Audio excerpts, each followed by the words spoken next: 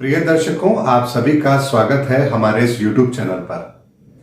दर्शकों, कल मैंने शनि के साढ़े सती पर एक वीडियो अपलोड किया था और कमेंट्स बॉक्स में एक हमारे व्यूअर ने अपना एक मैसेज भेजा था कि मेरा ये अनुमान गलत है शनि की साढ़े सती के अंदर, क्योंकि उनकी तुला लग्न की कुंडली है और उन्हें कुछ परेशानियां जरूर हुई हैं। और उसका जवाब भी मैंने उन्हें वहां पर कमेंट्स बॉक्स में दिया था, लेकिन एक संक्षेप रूप में आपको भी यहां पर कुछ चीज समझाना बेहद जरूरी है।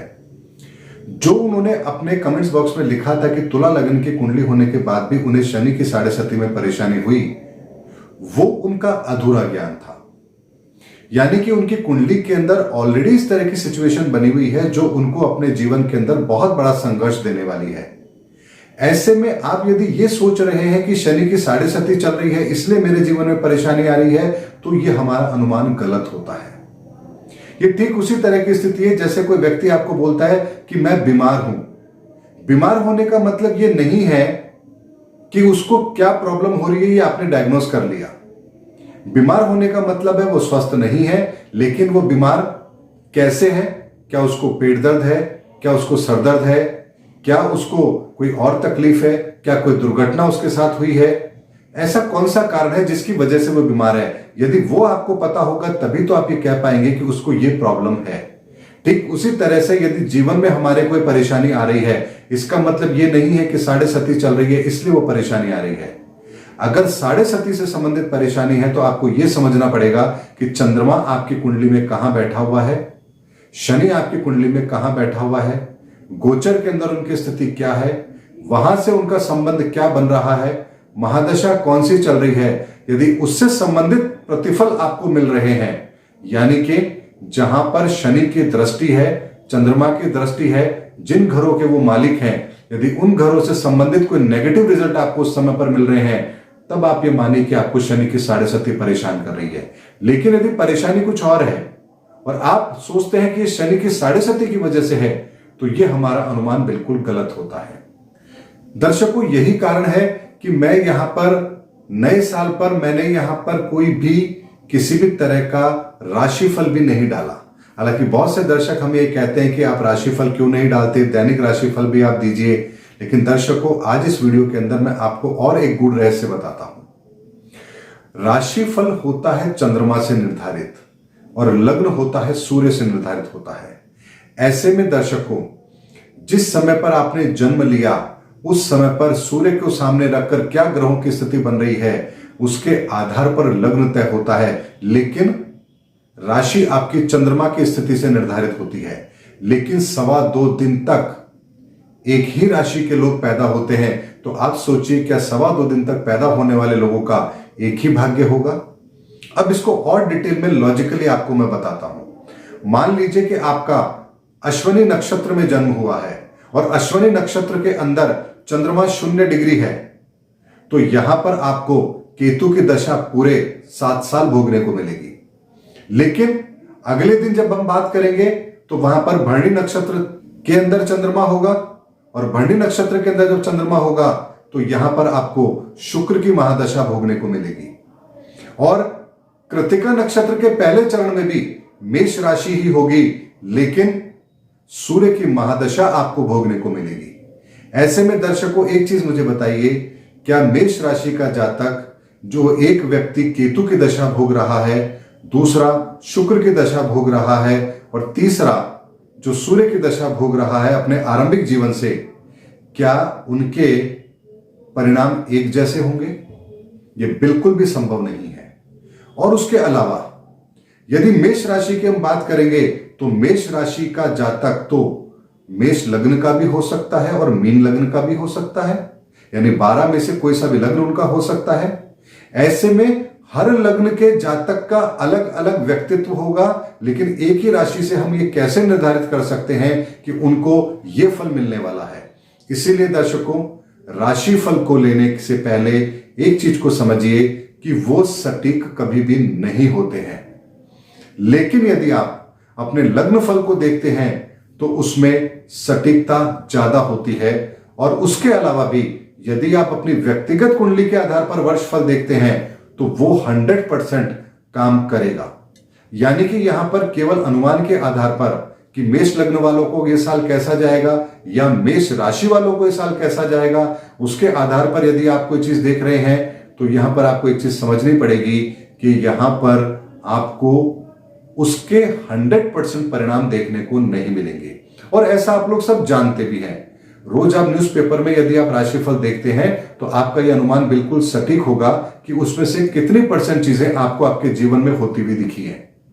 लेकिन दर्शकों, यदि मान लीजिए किसी के पास कुंडली नहीं है तो एक अनुमानित तौर के आधार पर राशिफल या लग्नफल के आधार पर, हालांकि लग्नफल तो उनको पता होगा नहीं क्योंकि उनके पास कुंडली नहीं है, लेकिन यदि जो भी उनका नाम है उसके आधार पर जो राशि बनती है और यदि वो उन राशि को फॉलो करते हैं तो कुछ हद तक उनको एक सांत्वना मिलती है कि चलो मैं एस्ट्रोलॉजिकल कोई गाइडेंस फॉलो कर रहा हूं।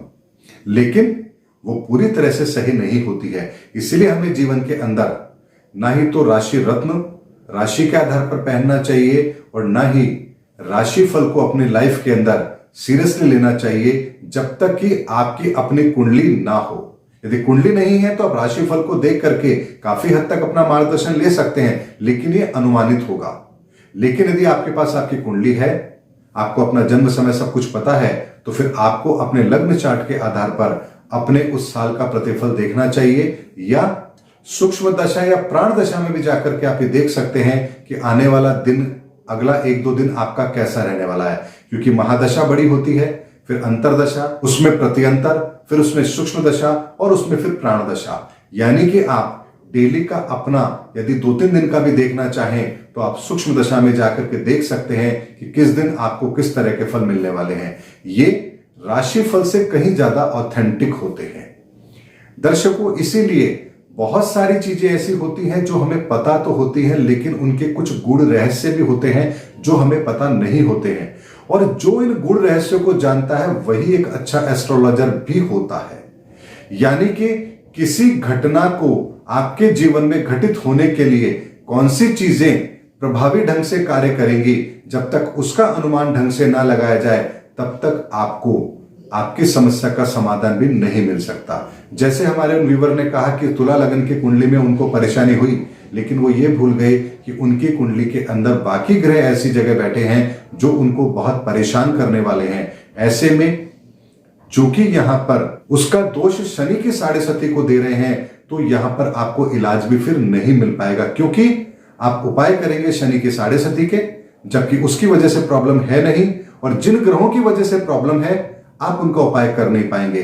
तो ये उसी तरह से होगा कि हमें तकलीफ कुछ और है, दवा हम कुछ और ले रहे हैं और फिर हमें कोई रिलीफ नहीं मिल रहा और हम परेशान हैं। फिर हम मेडिकल साइंस को दोष देंगे कि ये डॉक्टर लोग होते ही ऐसे हैं, उनकी दवा लगती ही नहीं है। लेकिन दर्शकों, यहां पर डायग्नोस करना बहुत जरूरी है कि प्रॉब्लम कहां है, किस वजह से है, और जब उसके आधार पर यदि आप कोई निर्णय लेंगे तो यहां पर निश्चित तौर पर आपको उसका फायदा भी जरूर मिलता है। और ग्रह किसी को भी नहीं छोड़ते, चाहे वो राजा हो या रंक हो, सबको उसके अनुसार वो अपने परिणाम देते ही देते हैं।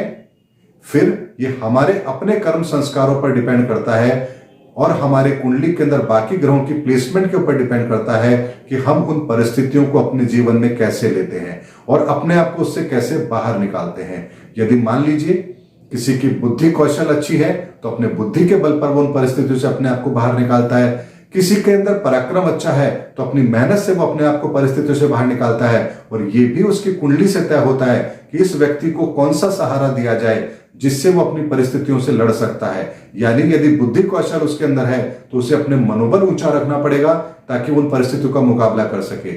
और यदि मान लीजिए किसी का मनोबल अच्छा नहीं है लेकिन वो कर्मठ है, तो उसको यहां पर और अधिक मेहनत करने की सलाह दी जाएगी।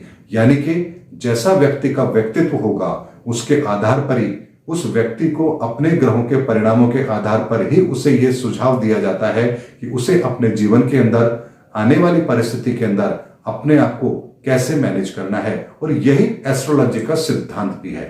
उम्मीद करता हूं दर्शकों, इस वीडियो के अंदर मैंने आपको आज डिटेल में यह बताने का प्रयास किया है कि एस्ट्रोलॉजी की सटीकता को पहचानने के लिए आपके पास अपनी प्रॉपर डेट ऑफ बर्थ जरूर होनी चाहिए, और उसके अनुसार जब आप प्रेडिक्शंस अपने फॉलो करेंगे तो आपको यहां पर सटीकता ज्यादा मिलेगी, कंपेयर टू कि आप किसी और चीजों को लेकर के फॉलो कर रहे हैं कि शनि की साढ़े सती है, या इस राशि के ऊपर ये ढैया चल रही है, या इस राशि के जातकों का ये साल ऐसा रहेगा। ऐसी चीजों को ज्यादा अहमियत देने से आप अपने लग्न चार्ट को यदि ज्यादा अहमियत देंगे तो आपको यहां पर परिणाम सटीक मिलेंगे। उम्मीद करता हूं दर्शकों मेरा वीडियो आपको जरूर पसंद आया होगा।